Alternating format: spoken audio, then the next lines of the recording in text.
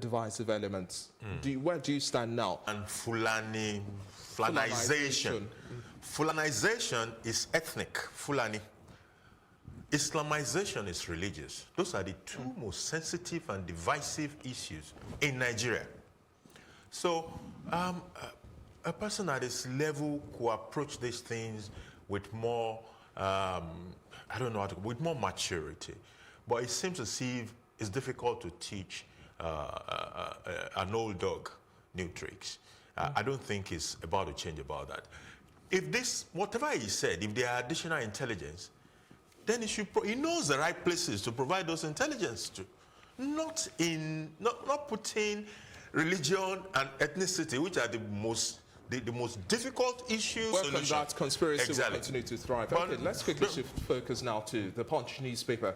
And 5 states lock horns with the federal government over healthcare fund. Page 2 has details. The states include Benue, Sokoto, Cross River, River State, saying that the federal government is politicizing the disbursement. And we have the pictorials here, quite a messy sight. Lagos Badagry Expressway on Tuesday with the rains that poured. And court sentences Cameroonian home help to death for killing boss. Page 9 has details. Ogun residents protest as federal government marks 300 houses for demolition. 300 level NDU medical student commits suicide. Page 4 and page 5 have details there. And President Buhari returns from Saudi Arabia, warns against drug trafficking in page 19. And moving on to the top of the Punch newspaper now, we have 330 billion naira fine. MTN has till the 30th of May to pay 55 billion naira balance. That's according to the NTC. And page 30 has details there. Acting TGN dragged to court over alleged age falsification. Page 19. And Serap Bishop react as Saraki rejects satanic accreditation guidelines. Page 7 has details as well. And lack of funds. FG shuts 3 foreign missions. Let's look at the state of our health facilities in the country. Now, that has always been a touchy issue, and some have also said that we would like to see a stronger presence from the Minister of Health in driving this course to ensure that we have improved healthcare delivery and we see facilities within our healthcare. But now the Minister is coming out to say that blaming the deplorable state of tertiary health institutions in the country towards the inability of state governors to fund basic, primary and secondary health facilities under their respective care. To a certain extent. Is this pushing the blame, or isn't it supposed to hold them accountable, drive the conversations with these state governors? It's a mix of both. Some of the comments they made are actually very correct. It seems as if the states have abandoned their level of healthcare system, the primary especially, and most of the secondary. Is it not supposed to reawaken that consciousness? There is the state government, which is a level of government with its own level of independence as it is. And there's the Ministry of Health. And then there is the Federal Ministry of Health doing its own part, especially with a focus on the tertiary institutions. Now, if there is a failure at the primary and secondary level, there will be a major crisis at the tertiary level. That's why you see people leave their home to go to Luth for malaria. What are you doing in Luth with malaria? You're not supposed to be there. Luth is a tertiary healthcare institution, and that is the same thing you see in UCH, you see in everywhere. You see people going for what should be primary healthcare issues to the tertiary institution, so they are bogged down. So we need to go back to those and make those primary healthcares functional. When they are functional, they will help the secondary and also the tertiary to focus on the real thing they're supposed to focus on. Yeah, but at the same time, leadership problem in this country is actually pervasive. Some of the comments from this minister in the past have been abhorrent. They are appalling, horrible, and unexpected. So it shows that it's not just in healthcare, it's in education, in whatever area you turn, you see paucity of good leadership. If he's to retain his seat now as Minister of Health for the next 4 years, he cannot retain it. Oh, Okay, let's quickly now shift focus to Sarah Bishop Reactor. Saraki rejects satanic accreditation guidelines. Some have described this as an act to suppress the freedom of the press, but the president of the Senate has also denied this accreditation guidelines, actually kicked it off and said that, well, the initial guidelines released by the management of the National Assembly does not necessarily hold. So what do you intend? He disowned it, essentially. We cannot be too sure, but is it possible that the Senate President was not carried along before such a statement was issued? It says it's going to probe the matter further. Okay, so let's assume that it wasn't carried along. But whatever it is that whoever released that statement has done, we need to correct it. It's obnoxious. It's not unacceptable in a democratic environment. And Serap has also given Taraki as well as Dogara an ultimatum as well to ensure that the Speaker and the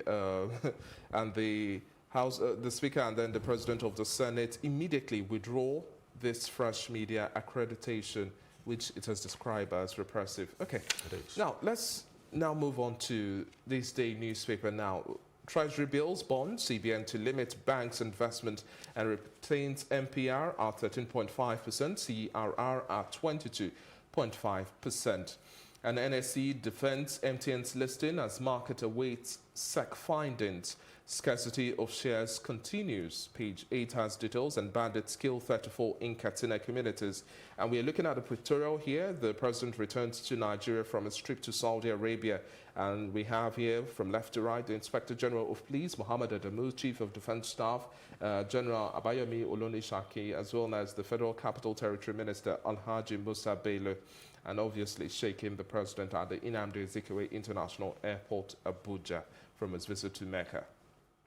And also, IMF, OPEC, global data target to Dangote refinery, and Trans-Forcados oil pipeline closure hinders 240,000 barrels per day exports. That's Talking Business on page 8.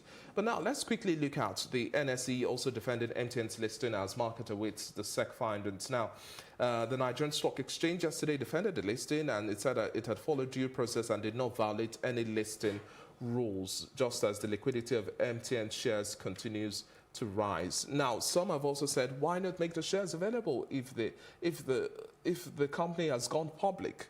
Instead, are we waiting for all of those units to appreciate before? The shares are available, but they're not enough. So there are more people who wants to buy than people who wants to sell. So it became scarce, and prices. So just few shareholders are reaping big.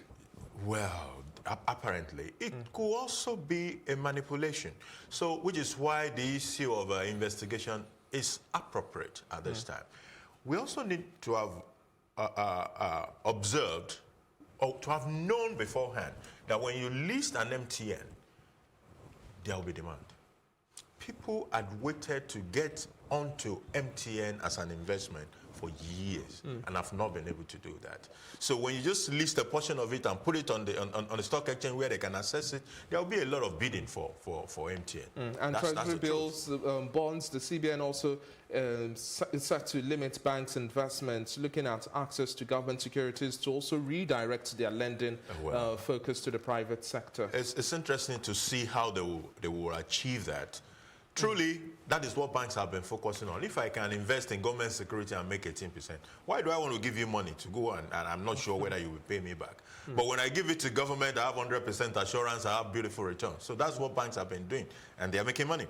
Exactly. So this is to redirect that effort. Okay, and then we'll also be looking at the Nation newspaper. The biggest headlines here again: the federal government attacks Obasanjo over divisive comments as well. Anger over ex-president's Fulanization remark. I find this word interesting. And then MPC directs CBN to restrict banks' access to bonds, treasury bills. And federal government approves 25 billion naira for ASU. Page 8 has details. The FIRS plans to exceed 5.32 trillion naira revenue. Page 3 has details. MTN equities rally 2.68 trillion naira in 4 days, and knock 4. National Assembly overrules. Igalo begins light training tomorrow, and Kwara House clerk held over 400 million naira. I want us to look at the FIRS setting this target of 5.32 trillion naira in terms of revenue collection for this year, and that's according to the FIRS chairman, Babatunde Fowler. But now, one of the issues that has been raised is the fact that we keep on having taxes being paid and we don't necessarily see the implications.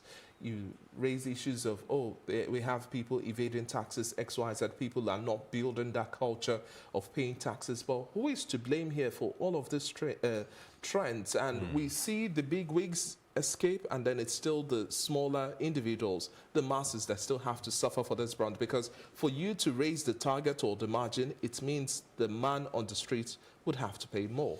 Not necessarily. It might be that you are improving your collections. The rich in Nigeria are not carrying their weight as far as taxation is concerned. If you go to other climes and you find out that top 5% of the earners are paying 50% of the entire tax that is going on in that country. So, but here in Nigeria, who are the people paying the bulk of the individual taxes? It is the middle class. The rich are up there. We have presidential candidates who said they were making less than 2 million a year. In this last election, presidential candidates making 2 million naira, less than 2 million naira income per annum. So they're not carrying their weight, and that is why we have. So if FIRS and the other tax authorities can actually drive collection, improved tax collection, they can meet this target. And hopefully we see the taxes as well pay off in terms of infrastructure. That is a real thing. There's a contract of trust which we're not fulfilling in this country. When people give you their taxes, they expect to see the investment of those taxes in making their lives better. And we're not seeing a lot of that. Well, that's we the hope truth. to see, hopefully. Now, let's also touch on the federal government also approving 25 billion naira as end allowances for ASU as well. The minister said that they spent 1.338 trillion naira on education in 4 years. But what do you make of this approval of this academic allowances for the academic staff union of the university? It's meant to make things better for them. It's step in the right direction. I don't think we are approaching education issues the right way, because it's a holistic affair. Infrastructure, teachers, and curriculum. We have to look at it right from the primary to the tertiary, to where we want to go as a nation, not taking pockets and pockets of issues and addressing them. This could end up being a jamboree, and a few months down the line, we'll be back to all and this is even just part payment as well. This is just part payment. Well, thank you very much for your time. It's been a pleasure speaking with you, Bola Olojade. It's nice to be here. Most definitely. Yeah. Well, breakfast continues right here and Off the Press with sports.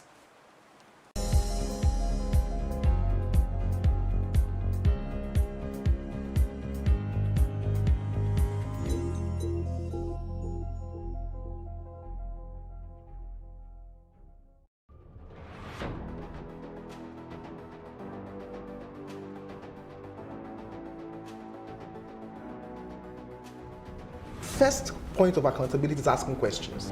Hello and welcome to Plus Sports and Plus TV Africa. I am Udoka Njoko. Hi everyone, welcome to Plus Training.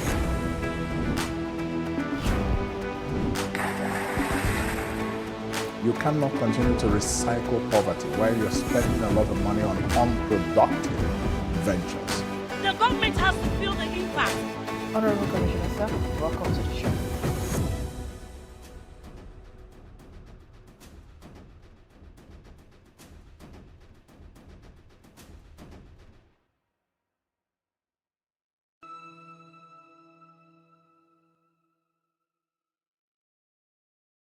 Glad to have you back, and we're still having breakfast here, and this time around we are talking sports with our correspondent Samson. Good morning. Good morning. It seems to be another wet morning once again, but let's look at the world of sports now. Yep. Interesting reports here, and this time around we're focusing on complete sports. The biggest headline so far: Arsenal give Aubameyang Ozil transfer ultimatum, and check set to rejoin Chelsea.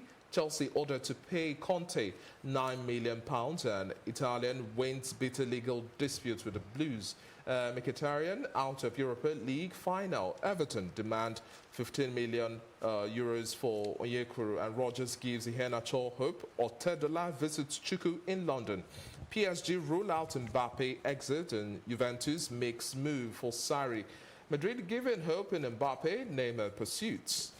And we turn over to the back page. We see PSG rule out Mbappe exit, and United lower Pogba asking price to £138 million, and United refusing to give up on the light, and Arsenal make offer for Neto. Giroud pens 1-year Chelsea extension, and many more. But let's start this conversation in relation to Arsenal given Aubameyang and Ozil's transfer ultimatum as well. Well, it's a new policy at Arsenal that players entering their final 2 years would have to be sold if they're not willing to renew the deal. You know, and the basis for that is because of the bitter lesson they learned from the Aaron Ramsey sale, you know, or transfer to Juventus, because there was no sale. He left on a free transfer. It's a new policy in place that is trying to maximize profits on players who are entering the last 2 seasons and are not willing to sign. Do you think this is really effective in terms of utilization of players? Yes, it's good. That's right from a commercial angle. You don't want to lose your best players on a free when you can easily recoup probably some 60, 80 million pounds, you know, from them. So I think they've learned the bitter lesson. Do not forget as well that even Alexis Sanchez, you know, left at some point, although they had to do a swap deal with, you know, in that effect. Peter Cech, you know, moving back to Chelsea. It's moving back in terms of sporting directorial role, not because he's going back as a player. He's going to retire at the end of the summer. So his last game will be that of the Europa League final. And ordering to pay Conte 9 million pounds? Well, the dispute has been on ever since he got sacked. You know, it's due to a clause in his contract that prevented him from coaching any other Premier League club within a year of his sack. It's just been a bitter legal battle. It's good to see that there's a green light, you know, and it's all ended now. Chelsea will have to part with £9 million, you know, as a payoff, you know, and let's see how that goes. I think Conte will be back, you know, on the dugout, probably with Juventus. Lastly, Little Bird is telling me we don't have enough time, but Mkhitaryan out of Europa League final as well. Yeah, it's a sad one because it's a political crisis. It's from Armenia, and the Europa League final is taking place in Baku. That's the capital of Azerbaijan. And what it means is it cannot play in the final because of security reasons. Let me play Oliver Twist now. Rogers gives here natural hope. There's no hope. Well, thank you very much for your time. It's been a pleasure speaking with you, Samson Oloyede. And that's it. This is where we wrap up today's edition of Off the Press. Many thanks for watching. Keep it to date with us, same time tomorrow.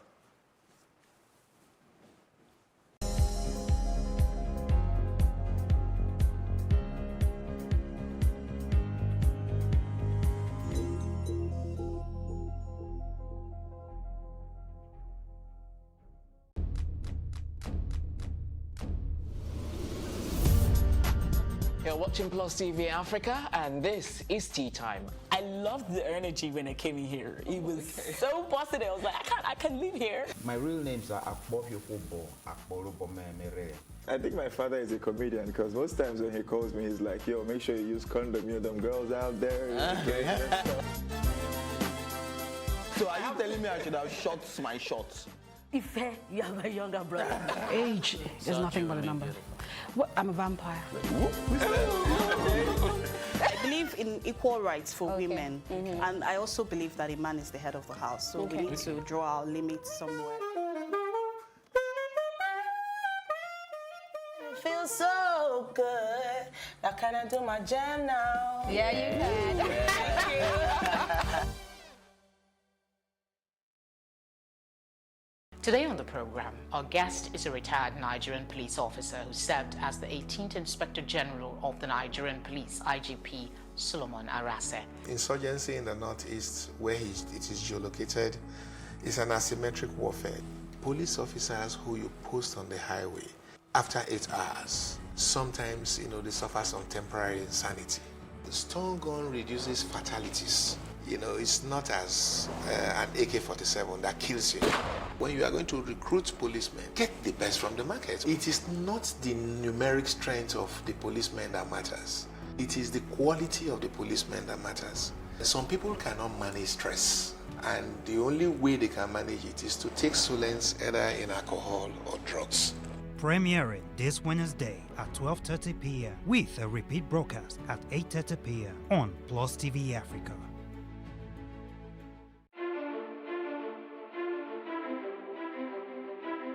That is how we get looped into a cycle of insanity, repeating the same thing and expecting a different result. That cycle of failure is unsustainable and it has to end now. Infection Train is back. They take us to the push and start asking us to call our people to send money. What can be done as an intervention for them right now to stop abuse of all children?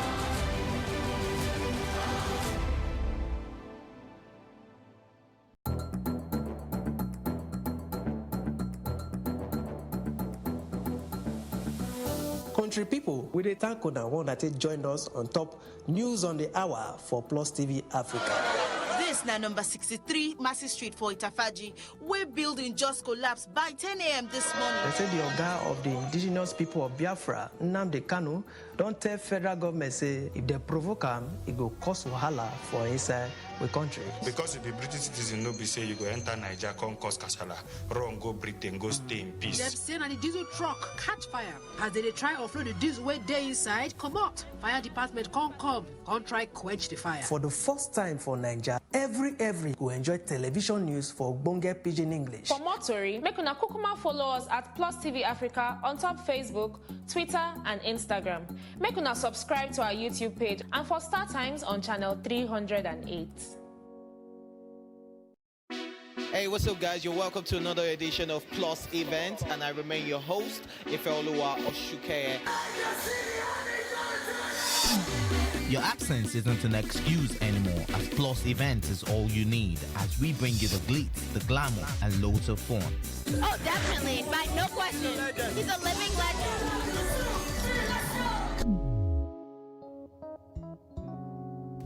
Oh, God forbid, Holy Ghost fire, I know. I just want to be blown away. I want to be wild. This is 11 years of doing it.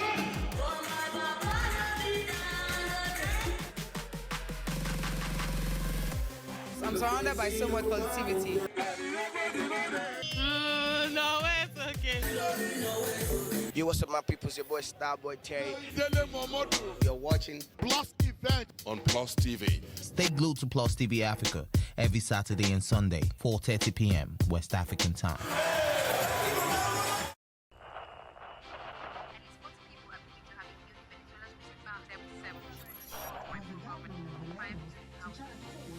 Politics has helped shape the decision of the polity, from conspiracy theories to good old-fashioned comic politics. These are the results of tomorrow's election. Okay, you have it already, have you? I think we've done very well in the very difficult circumstances in which we took over governance. Plus, politics will fill the polls of the country, from friends to frenemies, even strange bedfellows, to clones and stooges. We go beyond the rhetorics and the drama to analyze the story behind the story. Let anybody come and say. The perception in itself does more harm than actual corruption that you have. Plus Politics, not just another political show. It's about putting you, the citizens, in the know.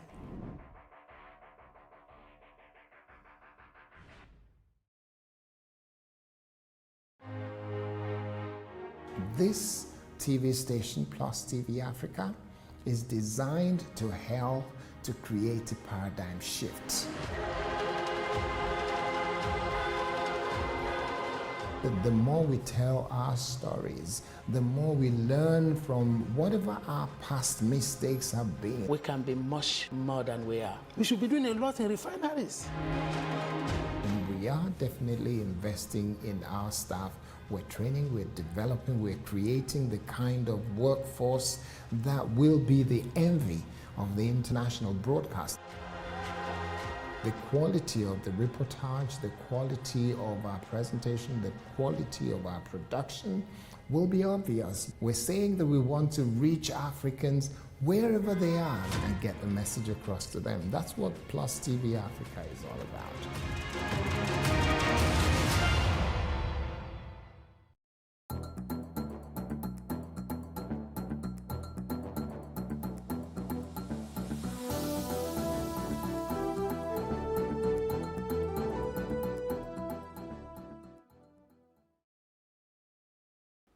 All right, so my country people, I greet on top this very o'clock. When person to join us for News on the Hour for Plus TV Africa. This is not the 3 when person I want summer given on top this very o'clock. My name na Promise Nero. The Saudi President Muhammadu Buhari don't show Abuja from Saudi Arabia after I do the Umrah right, Les Hajj for Malka. They say as Buhari new media aide Bashir Ahmad Steak Putam, he said the president come out from the royal terminal of the King Abdulaziz International Airport, Jeddah for Abuja Tuesday afternoon. President Muhammadu Buhari and wife Aisha do the Umrah Les Hajj for inside Masjid Haram, the Grand Mosque for Saturday. Now King Salam bin Abdulaziz, who went to the Oga of Saudi Arabia and custodian 9 tell Buhari may come Saudi on Thursday, May 16, 2019, for the 2 holy mosques to perform the Umrah Lesser pilgrimage inside the kingdom. They said the Oga President Muhammadu Buhari say fight against drug will go stand. He beg every for Nigeria say make them bring any informate when we say go fear left the government to fight this palaver. Malam Gaba Shehu, the president senior special assistant on top media and publicity, for 1 year said the president talk this one when say receive leaders of the Nigeria community for Saudi Arabia when he finish the Umrah trip on Tuesday. President Buhari say they do everything to fight drug with and illegal trade for the country, and he can say everything go well. The president beg all Nigeria people make them not put law for their hand and other countries then. They say the criminal justice system for Nigeria ready to receive one big boost for civil society organization. The Clean Foundation wants start to do digital work for the court matter for Bodo the world. The foundation talks say that they launched their technology and web-based platform inside Abuja and say the platform will help to promote the better and they will make sure say the administration come up for Criminal Justice Act live up to their billing. The ACJA 2015 is a legislation that has brought remarkable reforms to Nigerian justice system. The new federal legislation has brought fundamental changes to the criminal justice system as it provides, especially in Section 1 of the Act, for an administration of the criminal justice system that promotes fast justice delivery, efficient management of criminal justice institutions such as the police, prisons and others, protection of citizens, as well as the promotion and protection of the rights and interests of suspects, defendants and victims. As we have seen in other sectors, technology must be employed to enhance the justice system delivery in Nigeria. This meeting is convened under the project Promoting Accountability and Transparency in the Criminal Justice System in Nigeria. The project is aimed at digitalization of court judgments in Nigeria with a view to promoting accountability and transparency in the fight against corruption. They say the Ministry of Foreign Affairs said they don't close the mission of the Sri Lanka, SESH, and Serbia for the last 4 years because they stopped the money when NBC they enter. The minister, Godfrey Oyema, talk person for Abuja, said the mission for Ukraine still get money wahala. And Joy Body Group, they struggle with the matter because money not there to fund one full-scale operation. Oyema say it go make sense if plenty money there for Nigeria diplomatic ambition, but he can't clap on for Oga President Muhammadu Buhari for his support to the ministry. All our embassies and all our missions are in grave crisis, each and every single, almost without exception, around the world. This obviously will compromise our capacity to deliver optimally because the resources are just not enough to sustain at the level which we want to. Nigeria is a big country, the giant of Africa. We have giant aspirations. And we have to have also aspirations and the means to try to realize those aspirations, and that means a real presence around the world, a muscular presence around the world. But if we don't put the resources there, then we are going to have the challenges that we are facing. We've tried very hard with the legislature and to try to really up the resources that we are given. The federal government agreed to join other African countries for Bordeaux, France next year for one summit for cities. This one followed for the invitation by the French government when the ambassador to Europe, Stephanie Rivaux, do for Abuja as she showed face for the Ministry of Foreign Affairs. Mrs. Rivaux said the summit day for the instance of the French government. Yet get believe say the time don't right for Africa to sit down and plan how they will take fight to challenge them when visited the show from the growing and expanding cities then. We want to make sure that this one is relevant and useful, not only to the head of state, but the entire stakeholders of cities. and primarily the private sector. So I would like to invite, of course, His Excellency the President of Nigeria to France in 2020 in June, in the 4th, 5th and 6th of June 2020.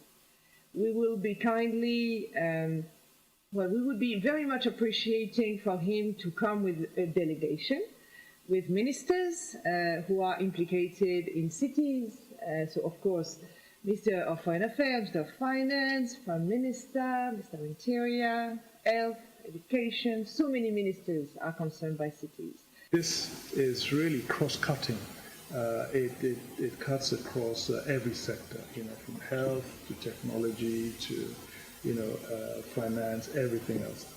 And it's something that, of course, going forward for every society, we really have to address, because cities are, becoming, real challenges, almost unlivable in some cases. So we buy in fully to that. I mean, it's something that we give priority to. Members of the Rugan-Hado community don't talk their mind as the Center for Communication and Social Impact CCSI Commission wants solar water borehole. When we say they don't wait, make it finish since people for the community when we say they don't give basic social amenities, still talk say, but this with them for this better thing. We talk person Amadin who you get more Tory. Cattle, thatched houses, a typical scenario evident in any Fulani community. Rugan-Hado is not different. Situated several kilometers from the nation's city center, Rugan-Hado is home to several Fulani families.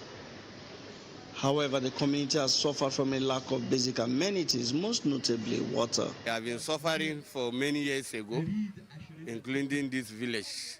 There is no drinking water. The water we have is not even enough. And cattle will go through the water, so many will go through the water. Kuma zuwa ibarwan nan mutum zai tashi da dare ya je ibarwan kuma babu sai dai a diba kadan kadan ana samu ana dawo da shi gida.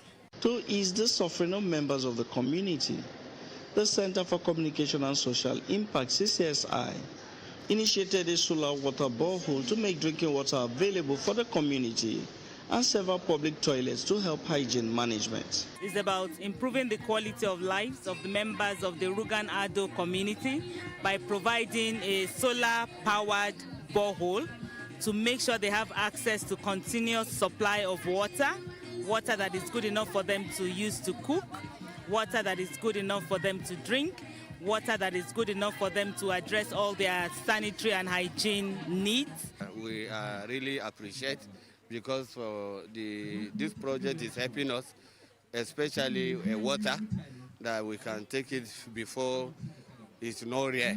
This organization, this association just come and help us and give us the water, so that is why we are really appreciate. I'm really happy, and we are thanking the association. Let God to pay them back for what they did to us. The executive director of the center, Funke Fagbemi, says the project is one out of several outlined for the community to improve on their sanitation and hygiene. They express their joy and gratitude to the CCSI. Abinda wa'annan mutane suka yi mamu tunda muke a rayuwar mu ba filatani dai ba mu taba ga irin wannan abu ba sai anan idan kuma